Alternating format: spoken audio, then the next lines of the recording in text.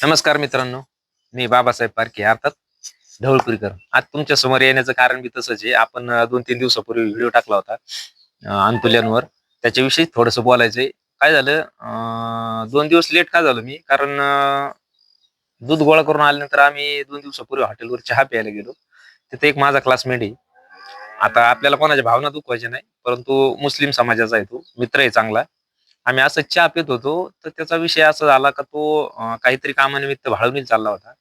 परंतु कुठल्यातरी गाडीतून एक 7-8 अंतुली ते फारिस्टात सोडण्यात आले. तर त्याला एवढी हळहळ वाटली, त्याने लय बडबड केली तिथं. "अरे ठीक आहे," म्हणे, "तुम्ही बाबा गाया पळता अंतुले होतेच. तुम्हाला ते काही कामाचे नाही, इथपर्यंत ठीक आहे. परंतु तुम्ही सोडताना जर ते 2-2, 2.5-3 महिने सांभाळले मग सोडले, ते चांगले खाते झाले. मग सोडले तर मग अडचण नाही ना राव," म्हणे. "पण ते असे 7 आणि 8 दिवसाची अंतुली सोडली," म्हणे, "लय वाईट वाटलं," म्हणे. तर त्या व्यक्तीला एवढं वाईट वाटलं. आता तो माझा चांगला मित्र आहे, क्लासमेट आहे, आयुब शेख. आम्ही त्याला प्रेमाने पोंग्या म्हणत असतो. पण तिने लय हळहळ व्यक्त केली, लय बडबड केली तिने. मला बी कुठेतरी वाईट वाटलं. परंतु ते अंतुले फारिस्टात सोडताना त्या शेतकऱ्याला किती वाटलं असेल. मग असंच बसल्या-बसल्या थोडासा मनामध्ये विचार आला, आईला आपण याच्यावर असं जर प्रॉपर काही करता येईल का? म्हणजे हे शेतकऱ्याच्या हातून हे पाप झालंच नाही पाहिजे. असं प्रॉपर काहीतरी त्याच्या उपाययोजना केली पाहिजे. मग थोडीशी डोक्यात एक कल्पना आली वेगळी. मग तशी चर्चा मी 2 दिवस आमचे मित्र आहेत, कुठे डॉक्टर आहेत, गुरांचे डॉक्टर, साबळे डॉक्टर आहेत, आदित्य चितळकर आहे. असं 2-3 डॉक्टरांशी थोडीशी मी चर्चा केली. का बा याच्यावर काही प्रॉपर काही असा इलाज करता येईल का? तर त्यांचं म्हणणं असं आलं, इलाज आहे त्याच्यावर म्हणजे 99.99% तो सक्सेस आहे. पण एखादा टक्का कुठेतरी जर घोटाळा झाला तर मग ते प्रॉब्लेम येऊ शकतो. एखादा टक्का फक्त होऊ शकतं. पण असं आहे का त्याचं जे इंजेक्शन आहे, ते एक कॉस्टली आहे. ₹2200 ते ₹2300 ते एक इंजेक्शन जातंय. तर ते इंजेक्शन ₹2200 ते ₹2300 जातं. त्याच्यामुळं शेतकरी ते भरीत नाही. ₹200-300 इंजेक्शन भरतो. मग त्याची गॅरंटी नसते. पण ते ₹2200 ते ₹2300 इंजेक्शन जर भरलं, तर 99.99% कारवडीच होतात. असं त्यांचं म्हणणं आलं. आता काय होतं, आपण हे अंतुले सोडितो, सोडून देतो. का आता त्या जोडीदाराचं म्हणणं जसं आलं का तुम्ही 2-3 महिने झाल्यानंतर सोडा. ठीक आहे, ते सोडले मी. परंतु परत नुकसान हे शेतकरी बांधवांचंच होणार आहे, आपल्या शेतकरी बांधवांचं. कसं ते जसे-जसे ते मोठे होतील, तसं-तसं ते आपल्या शेतकरी बांधवांच्या शेतात जाऊनच माल खाणार आहे.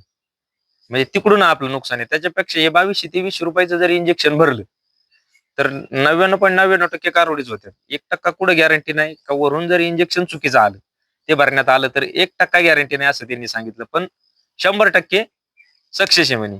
आता त्याच्यावर त्यांनी एका गोठ्यात आदित्य चितळकर त्यांनी एका गोठ्यावर त्याचं म्हणजे ती ट्रीटमेंट चालू आहे. त्यांना बी याचा रिझल्ट आलेला आहे. तर मी थोड्याच दिवसात ती एक त्या व्यक्तीची मुलाखत गोठ्यासहित त्या व्यक्तीची मुलाखत बी टाकणार आहे मी. पण फक्त आता याच्यातून मला एक शासनाला एवढीच विनंती करायची आहे. मी मागल्या व्हिडिओमध्ये सांगितलं होतं, की तुम्ही गोशाळा काढा किंवा काय. ते समजा अवघड आहे. तर मी शासनाला एक एवढी विनंती करू शकतो, का बा तुम्ही ते जरी नाही करू शकत, पण हे जे ₹2200-2300 जे इंजेक्शन आहे, ते जर तुम्ही थोडंसं डॉक्टरांपर्यंत जर स्वस्तामध्ये जर जाईल, याची काही उपाययोजना केली, तर 100% शेतकरी ते इंजेक्शन भरल्याशिवाय राहणार नाही. ₹2200-2300 का? तर कारण काय होतं माहिती का? पहिल्या इंजेक्शनमध्ये गाय राहीलच, याची गॅरंटी नाही. 2-3 वेळा गाय जर उलटली, तर त्याचे तेवढे पैसे पाण्यात जाऊ शकतात. म्हणून ते शेतकऱ्याला कॉस्टली होऊ शकतं. शेतकरी ते भरू शकत नाही. म्हणून शासनाला आपल्याला या व्हिडिओच्या माध्यमातून एवढंच सांगायचंय, का ते इंजेक्शन डॉक्टरांपर्यंत तुम्ही कमीत कमी किमतीमध्ये जर पाठवलं, तर शेतकऱ्यांच्या हातून हे अंतुले सोडण्याचं जे पाप होतंय, ते शेतकऱ्यांकडून होणार नाही. मुळात आपलं काय म्हणतात ते मनावर दगड ठेवूनच ते अंतुले सोडतात. त्यांना बी काही आनंद होत नाही, पण पर्याय नाही. तर मित्रांनो जास्तीत जास्त हा व्हिडिओ शेअर करा, जेणेकरून हा कुठे गेला पाहिजे, शासनापर्यंत गेला पाहिजे आणि कुठेतरी याच्यावर एक विचार विचार झाला पाहिजे. असं एक माझं मत आहे. तुमचं काय मत येईल ते तुम्ही कमेंटमध्ये सांगा. म्हणजे जेणेकरून माझ्या शेतकरी राजाला कुठेतरी एक ह्या पापातून मुक्तता मिळेल, अशी माझी विनंती आहे. होता होईल तेवढं हा व्हिडिओ शेअर करा. धन्यवाद. जय जवान, जय किसान.